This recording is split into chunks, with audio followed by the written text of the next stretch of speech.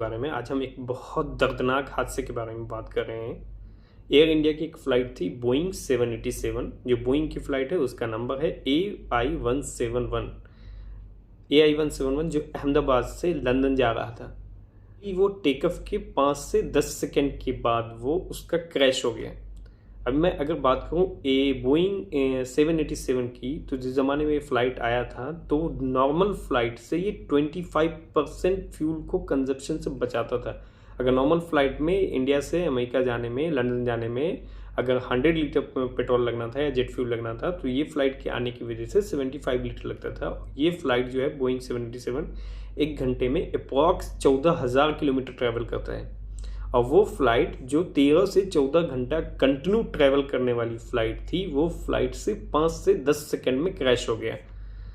तो flight number था AI-177। America से लंदन जा रहा था फ़्लाइट, लेकिन 5 से 10 सेकंड में ये क्रैश हुआ और क्रैश भी हो गया है। अहमदाबाद के साथ प्रॉब्लम ये है कि उसके एयरपोर्ट के एरिया में अच्छी खासी पॉपुलेटेड और हाई क्लास सोसाइटी है।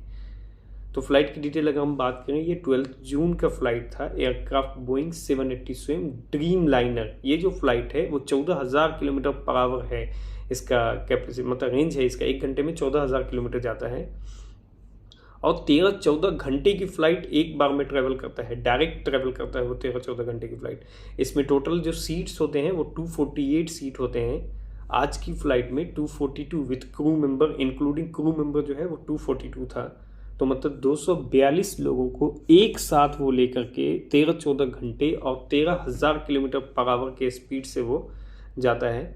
और आज की डेट में देखें, जो एक्सीडेंट होने का था या क्या होने का था, मतलब एक सीरियस एक्सीडेंट होने का था, तो जैसे ही वो फ्लाइट टेक ऑफ करता है और टेक ऑफ करने के बाद वो 800 फीट पे ही जाता है और 800 फीट पे जाते ही वहाँ से फिर उसको एक मैसेज आता है कि मिड डे।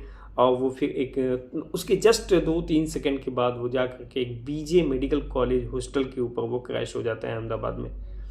जो फ्लाइट 13-14 घंटा कंटिन्यू ट्रैवल करने की कैपेसिटी रखता है और जिसमें कम से कम 248 पैसेंजर एक बार में ट्रैवल कर सकते हैं, आखिर उस फ्लाइट में ऐसा क्या हो गया कि जस्ट 5 सेकेंड में वो 800 फीट, जो फ्लाइट 40,000 फीट पे ईजिली फ्लाई करता है।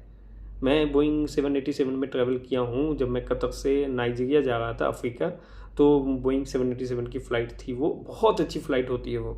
आप एकदम कंफर्टेबल, आप इंडियन जैसे इंडिगो है ना, उसका तो एक्सपीरियंस ही छोड़ दें।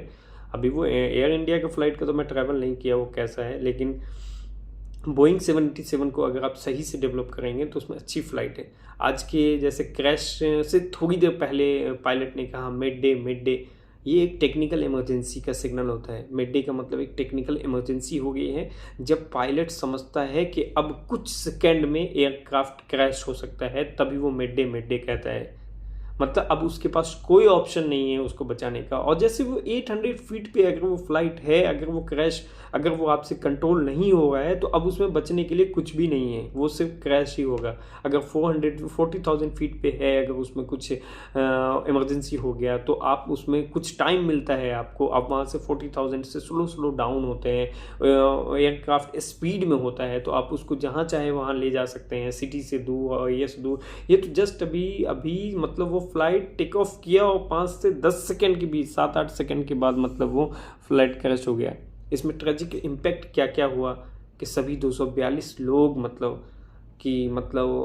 आज मैंने एक न्यूज़ देखा है कि एक बंदा जो अभी बचा हुआ था वो बच गया, कि वो फ्लाइट का कुछ विंग्स टूटने के बाद जो उसको ओपन एरिया मिला तो वहाँ से जंप लगा दिया है। कैसे भी वो एक बंदा बहुत ऊपर वाले का शुक्र है कि कम से कम एक बंदे ने तो बचाई, जो अंदर की कुछ तो बातें हम लोगों को बताई गई। और कहने का मतलब वो बंदा बहुत ही लकी है कि मतलब वो सेफ हो गया। अल्लाह उसको हमेशा खुश रखे। सभी 241 लोगों का भी अप्रॉक्स 200 का तो वहाँ की गवर्नमेंट ने डिसाइड भी कर दिया कि ये डेथ हो गया है, लेकिन 40 लोगों को अभी वो सर्च कर रहे हैं जैसे। और जो फ्लाइट जिस बिल्डिंग के ऊपर जाके गिरा वो मेडिकल की बिल्डिंग थी, मेडिकल कॉलेज हॉस्टल था वो, उसमें भी बहुत सारी इंजरी हुई है। अप्रॉक्स 50 तो इंजरी हुई है, 5 और 6 डेथ का है। बिल्डिंग पार्शियली कोलैप्स हो गया है, मतलब बिल्डिंग में वो बीच में जाकर के घुस गया। एंड फायर एंड एक्सप्लोजन हुआ क्योंकि इसमें 140,000 लीटर फ्यूल था। 140,000 समझिए कि एक टैंकर जो होता है वो 20,000 लीटर का होता है। अभी समझिए कि 5 टैंकर 10 टैंकर 5-6 टैंकर के बराबर उसमें फ्यूल था, क्योंकि वो भी 5-6 5-6 सेकंड में कितना फ्यूल कंजप्शन किया ही होगा। ये मतलब अल्लाह ने उस बंदे को बचाया, एक बंदे को तो बचा लिया कैसे करके, बाकी 241 का तो कुछ भी पता नहीं। बहुत सा उसमें मैं सुना हूँ कि अपना गुजरात के जो सीएम थे पहले, वो भी, उनका भी डेथ हो गया, जा रहे थे, विजय रूपानी साहब। चलिए हम सब मिलकर उन लोगों के लिए दुआ करते हैं कि जो हादसे में हम लोगों को छोड़कर चले गए, या अल्लाह उन तमाम मुसाफिरों और क्रू मेंबर और स्टूडेंट और हॉस्टल के स्टाफ और जो भी इस हादसे में शहीद हुए हैं उनकी मग़फ़िरत फरमा, में इन्वॉल्व हैं और किसी तरह से उसका कोई भी इंजरी या डेथ या किसी भी तरह अल्लाह उनकी मग़फ़िरत फरमाए, जन्नतुल फिरदौस में उन्हें जगह अता फरमाए। जो लोग ज़िंदा हैं उन्हें शिफा दे, और जो लोग हॉस्पिटल में हैं उसको जल्द से जल्द शिफा दे, और उनके घर वालों को सब्र अता फरमाए, आमीन। लाइफ लेसन ये है कि ज़िंदगी एक पल में बदल सकती है, ज़िंदगी कभी भी बदल सकती है, उसका कोई प्लानिंग नहीं है, ऊपर वाले से बढ़िया प्लानर कोई भी नहीं है। तो अपनों के साथ वक्त बिताइए, सेफ्टी से हमेशा सेफ्टी का हमेशा ध्यान रखिए। दुआ और शुक्र हर वक्त ज़रूरी है। समझिए ये एक खबर नहीं है, ये एक याद है कि हम सब एक दूसरे के लिए दुआ करें। प्लीज़ शेयर करें और उन सब लोगों को के लिए दुआ करें जो इस ट्रेजेडी में और जो इस एक्सीडेंट में, जो क्रैश में इन्वॉल्व हैं। मैं ऑलरेडी पहले 787 बोइंग 787 में फ़्लाई किया हूँ। वो फ़्लाइट अच्छी होती है, लेकिन पता नहीं कैसे एक्सीडेंट हो गया। और जो लॉन्ग जर्नी की फ़्लाइट होती है वो 100% अच्छे से इंस्पेक्शन भी होता है। ऐसा नहीं है कि मतलब हमको एक सिटी से दूसरे सिटी जाना है तो हम कैसे भी करके उसको कर लिए। अभी सोचिए कि वो फ़्लाइट मतलब 13-14 आवर कंटिन्यू ट्रैवल करना था।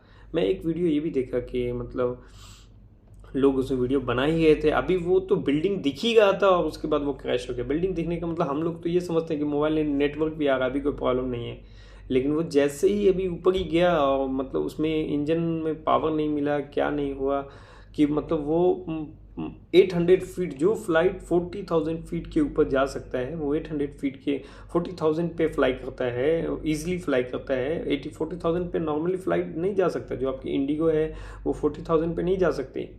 अब 13 आवर कंटिन्यू जर्नी करने वाली फ़्लाइट से 5 से 6 सेकंड में क्रैश हो जाए, मतलब ये फेलियर तो है। अब ये तो अभी चेकिंग इंस्पेक्शन का है कि कब इसका रिपोर्ट आता है कि कैसे इंस्पेक्शन होगा, क्या इंस्पेक्शन होगा, उसका रिपोर्ट क्या आता है। अभी तो फ़िलहाल इतना ही कि जो 241 लोगों की डेथ हुई है और जो हॉस्टल में कुछ मेडिकल स्टूडेंट्स की डेथ हुई है, अल्लाह उनकी मग़फ़िरत फरमाए, उनके घर वाले को सब्र अता फरमाए। और इस बैड टाइम में हम सब लोगों को एक दूसरे के लिए दुआ करना चाहिए और ये सीख लेना चाहिए कि आप मतलब कुछ भी ऊपर वाले से, मतलब कुछ भी आपकी लाइफ की कोई गारंटी नहीं है, इसके लिए एक दूसरे को माफ़ करते रहना चाहिए और एक दूसरे के साथ अच्छा सलूक, अच्छा अखलाक रखना चाहिए। जज़ाकल्लाह खैर, may Allah grant peace to all the soul, may have no such tragedy happen in again.